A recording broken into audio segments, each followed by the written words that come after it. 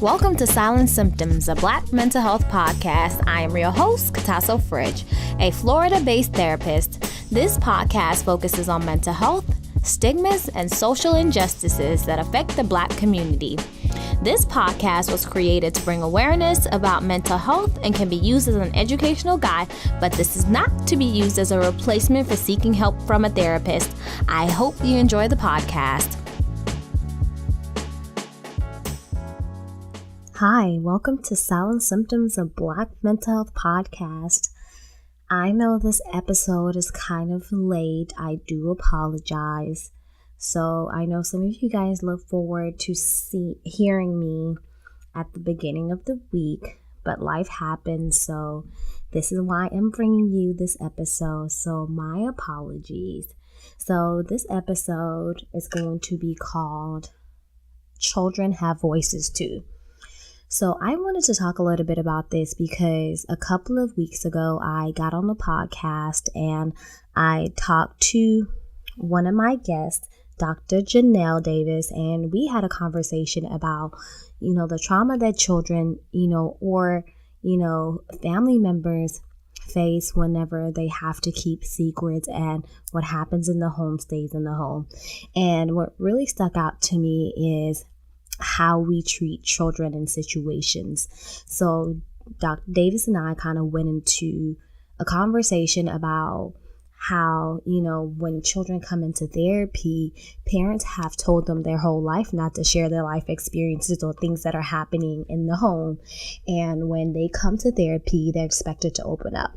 So if a child has been constantly told that they can't have a conversation, they can't bring things up to strangers or people who aren't within the home, then how are they going to open up to a complete stranger and a therapist because mom says so? It makes it kind of difficult, and that's why parents get frustrated with their children because they won't open up.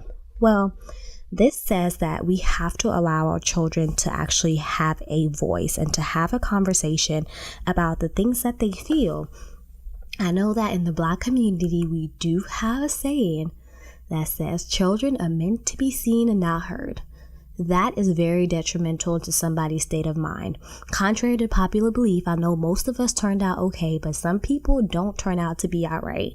So it is very important for us to allow our children to have a voice. So we have to teach our children to express themselves and have an opinion of their own and teach them how to do that respectfully. So I'm not saying that when, we have children, we're supposed to let them get away with everything, tell them they can do whatever they want, or get into conversations that are not meant for them. That's not what I'm saying. What I'm saying is that if you have a child that you want to be well informed, then you need to allow them to have a voice. Sometimes as parents, we think that children having a perspective is a bad thing and they need to stay in a child's place. So what is a child's place at the end of the day? I know that a lot of children, now that we're in the age of social media and, the age of awareness, I feel like, children who are, is it Generation Z? You guys need to correct me if I'm wrong. I think this is Gen Z. We are the millennials and we have Gen Z. So the ones that follow are more exposed for various reasons, because maybe like millennial parents are more open to different things, or social media is opening the outlets for children to have things to say. So, children have the ability to articulate how they feel, and we have sort of robbed them of having that opinion. I have a 12-year-old sister, and I feel like she's absolutely brilliant. She is one of the most brilliant 12-year-olds that ever existed, because I could pretty much have a full-blown conversation with her, and she's so well-informed and intelligent in the way that she speaks. I mean, my parents are guilty of staying in a child's place, but because she's the baby of the family, she has gotten the privilege to, voice her opinion and just speak up as an individual without being reprimanded as much. So she does have rules and boundaries, but at the end of the day, she has found her voice at 12 years old. And, I always tell people she is my best friend. I can hold a conversation with her. What I love about her is that she has a spunky personality. She is well-informed. she's self-aware. She's just such a brilliant individual for her to be that age. And, parents feel like it's a bad thing sometimes when children have an opinion, when children are able to express themselves. So why is it problematic for parents to tell their children to stay in a child's place? Number one, children can stay in a child's place, but at the end of the day, if they have an opinion about a situation that is appropriate, and they express their opinion to you, then what's wrong with them sharing what their perspective is? Children are able to articulate things. They're able to reason. They're able to see, and they're more honest than most adults. So why not have that unbiased perspective from a child, and you could possibly learn something? I think that we're so caught up in our own ways that we forget that children have so much to give, and they have this worldview that is so innocent, but yet so unbiased. So I feel like, an opinion from a child is very important at times because, sometimes children, they get the short end of the stick when it comes to communication. Parents want the kids to hush. Okay, when we get in the store, you can't talk about what you want. You need to be quiet. I hope you don't touch nothing, so I won't say nothing. Don't go in front of these people trying to embarrass me. So you need to be quiet till we leave, and saying things like that. And part of allowing your child to be vocal but expressive, it's about like allowing them to express their opinion, but finding a common ground of how they need to be respectful. And children can be very afraid and anxious about, offending or saying something wrong to important people in their lives. And I feel like children are such people pleasers that it ends up being so detrimental when they have an opinion and a parent says, shut up, be quiet. Who asked you? Who you talking to? All those things that we as millennials and the people before us experienced. And we thought that, dang, that's okay for parents to talk to us like that. It's not okay, because now that creates a child that's unsure of themselves, anxiety ridden. They're afraid of being wrong, apologetic. Kids like that grow up to be people pleasers instead of being grounded and strong by themselves. And, the thing is, another thing that we say in the Black community, because I said so, I'm pretty sure 9 times out of 10, we've all heard that from all our parents. Why do I have to do that? Because I said so. How is that supposed to teach a child to have an informed opinion about things that are happening in their lives? Sometimes it's easier, for instance, if a child asks you, can I go outside? And then you say no. And they say, why? Because they're surprised. Like, why can't I go outside? And you say, because I said so. I'm your mama. I'm your daddy. And it's like, but why? Isn't that a valid question?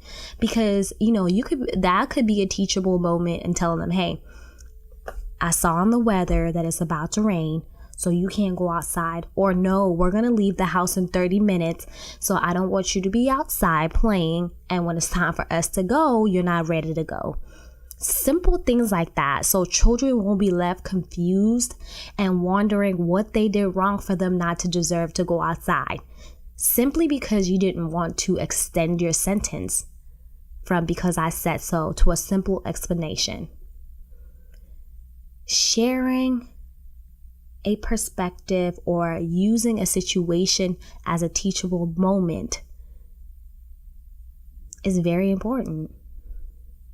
Why do we lack the ability to give our children explanation? Because we feel like they don't understand, because we feel like they don't deserve it. When did that become something so wrong to ask why? Because you want children to ask all the whys in the world so that the world is not teaching them, but you are as a parent. If a child feels like they can't ask you questions, guess who they're going to ask? They're going to ask their friends. They're going to ask their neighbors. They're going to ask their teachers. They're going to ask somebody else. And those people may not have themselves aligned the way that you do, or don't have the same goals as you do for your child, or don't have the same spirituality. So it's better for a parent to provide perspective than the neighbors to provide perspectives, because you want your child to learn things from the home, and you don't want them to be taught by the outside world. So right now, we live in a society of no BS. And when I say no BS, I mean we live in a society where the world is going to hit you face first. And there are a lot of stereotypes that are being perpetuated in the media. And as much as we don't want to say social media influences how we parent or influences the things that children do, we have to come into reality that it does. And we want kids who see things on the internet to ask us questions so that they know what things are. If you talk to your child and they ask you a question about, hey, what is this? What is sex? I heard my friend talking about sex. What is that? Or I saw sex on social media. Oh, we're not going to talk about that. Why not? Why aren't we listening to our children? Why aren't we asking those questions or answering those questions so that our children know what things are? Why are we expecting them to stay in a child's place when they are growing up in a world where children's innocence are taken away by different things? They're being exposed. We don't have any filters or buffers as we used to,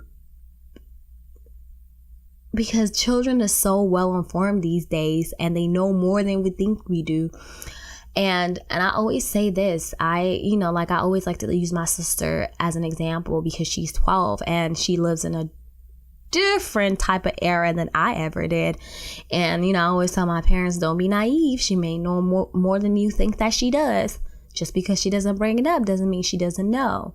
And that's the most important part, trying to be realistic and educating your kids before. Because if you tell them, we're not talking about sex in this household, well, if they know about sex, if they're curious about sex, then they're going to keep it to themselves. If they feel like they're at that age where they feel like they want to be sexually active and you have not provided that psychoeducation, what are you going to do?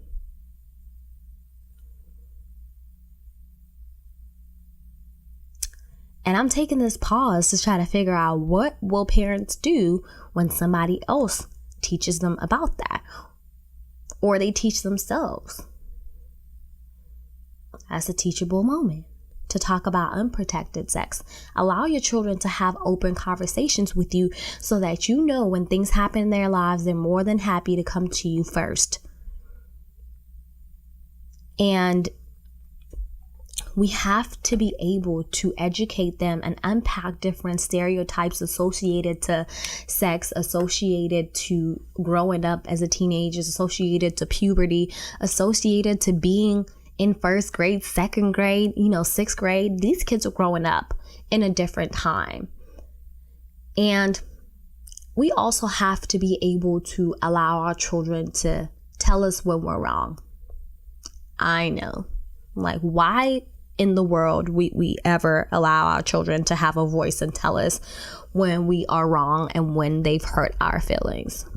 Why in the world would we do that? Well, because we're grown adults and we want our children to be able to express themselves fully. We want our children to be able to know that when people make mistakes, they're able to apologize. We want our children to be able to share their opinion when they've been hurt. We want our children to feel like they matter, because they do matter. I think that because, we've grown up to have some parents who don't really apologize for things that they've done wrong, right? Sometimes children need to hear from the parent, I'm sorry. I didn't have to yell at you like that. You really upset me when you disregarded my rules. So I decided to yell at you because I was frustrated. I apologize. What's so difficult about that? I think that most of us feel like because when we're upset, we're exempt from, the rules and regulations of how we speak to people. And we have to get away from that, because once we get to the point where we don't want to address when we're wrong, it becomes a problem, especially when we have children watching. If we have children that internalize things and we don't know when they feel like you've hurt their feelings. The other day I was on Instagram and I saw a post by a child. They wrote a letter to someone, and I can't remember the exact words, but it was something to this effect. It was saying that I don't like it when you call me stupid. It really hurts my feelings. And I want you to know that you hurt me, and I love you, and I want to impress you. Something to that effect. How sad is that?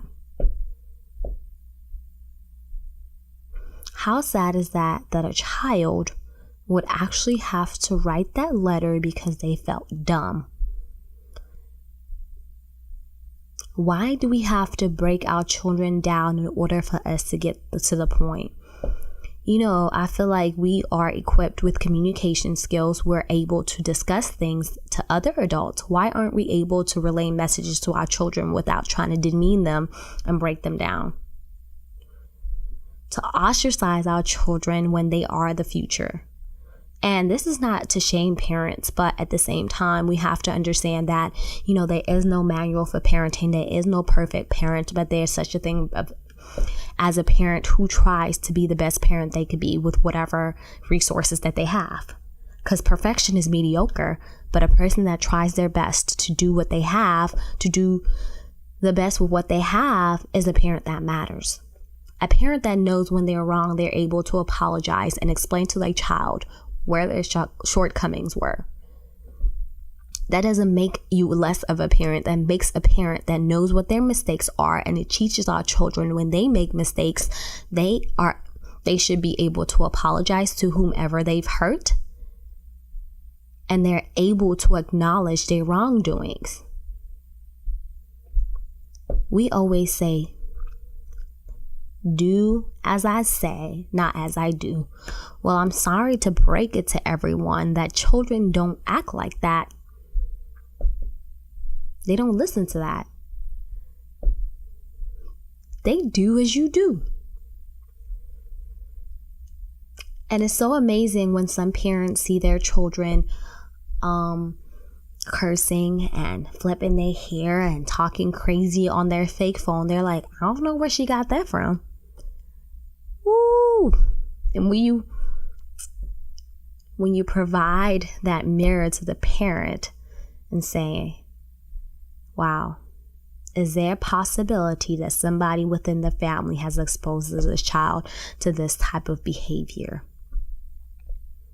Because children do not make up things that they have not seen. They will make up friends in their heads. They'll have imaginary friends, but they don't make up behaviors. Some of the behaviors that children display that we see as inappropriate are learned behaviors, because children don't come out the womb talking crazy or talking in a way that we feel like is inappropriate. They learned it from somewhere. And I think that it also starts with accountability. So with allowing our children to speak freely, we're also allowing ourselves to look at those children and see how we can improve in our parenting. And if we think that we're great parents, there's always room to improve. I don't think that I've ever met a perfect parent, because we all fall short somewhere. But I've seen parents who, are close enough to being the perfect parents because they allow the kids to express themselves fully about their feelings. They are able to apologize when they've done something wrong. They ask their children questions about different things that are going on in their lives. They provide teachable moments for their children so that they don't learn things from the outside world. So those are the types of parents that provide stability in their children's lives. They create children who are able to successfully stay grounded. They create well-informed adults. They create children that eventually become adults that are articulate, self-aware, and confident. And, some people say, "Ooh, you let your child talk like that? Ooh, why you let your child run her mouth? Why is she asking all those questions?" I don't ever